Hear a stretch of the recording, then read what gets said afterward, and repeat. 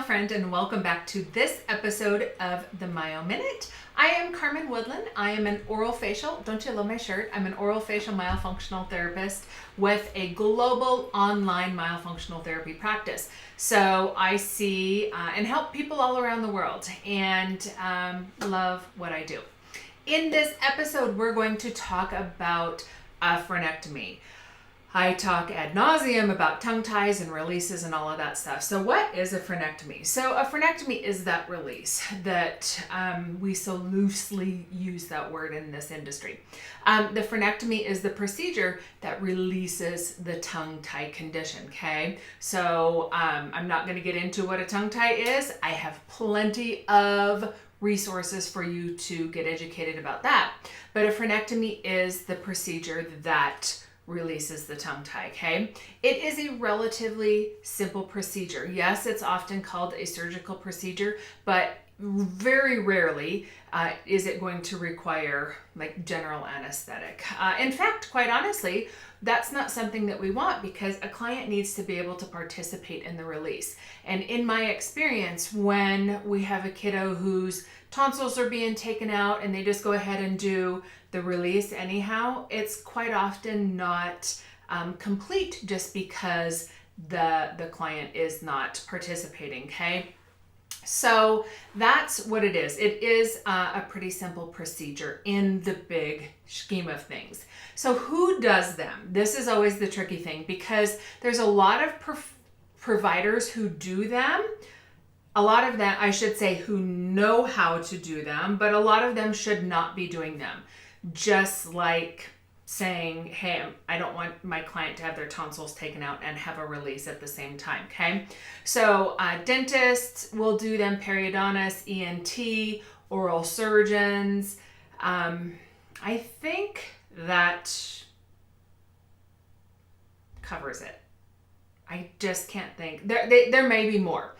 But the most important thing is who should be doing them, okay? So I talk a lot also about find the right person. So doing a release on an infant and doing a release on an adult is a lot different.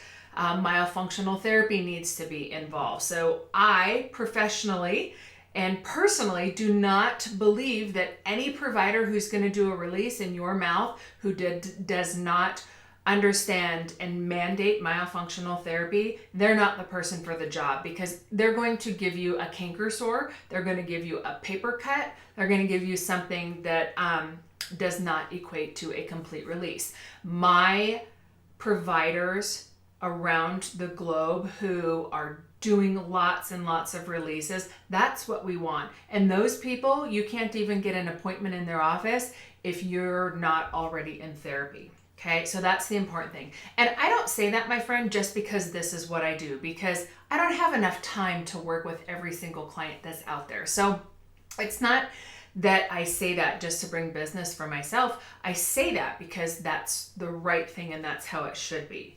And so finding that right person in my practice, it's generally a dentist who is highly trained, they attend a lot of courses, they know what they're doing. They're not going to touch you unless you have pre-procedure myofunctional therapy.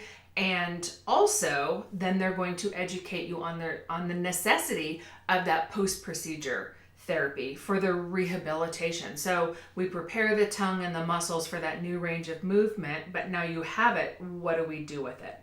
So that's really important. So we as therapists really collaborate with those providers. It doesn't matter what method they're going to do, or whether it's a laser or a scalpel or whatever. I leave that up to the knowledge of the provider. It's not so much about their tool, it's about the brains behind the tool. So all in all, like I said, a frenectomy is pretty simple. What matters most is the preparing for it and then the healing from it. So in my practice, I see clients within 48 hours of their release, and that is so that we can reiterate active wound management. We can answer your questions.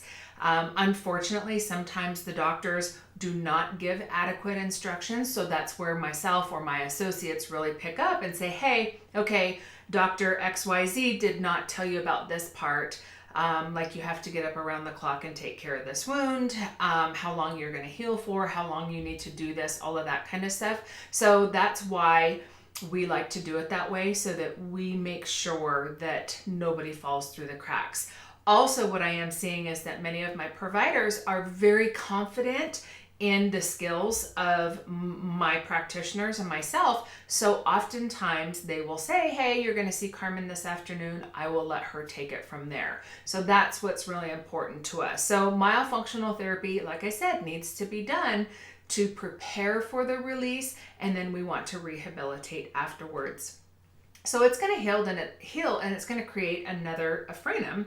We want that new one that's being restructured. We want that to build long, lean, and limber and have a lot of movement. So that was short and sweet, you guys. That tells you what a frenectomy is, who does it, who should be doing it, and why you need to do myo. So if you want more information, dig into my website, my social media, all of that stuff, and you're going to find all the things. I will be back next time for another episode where I will cover a hot topic.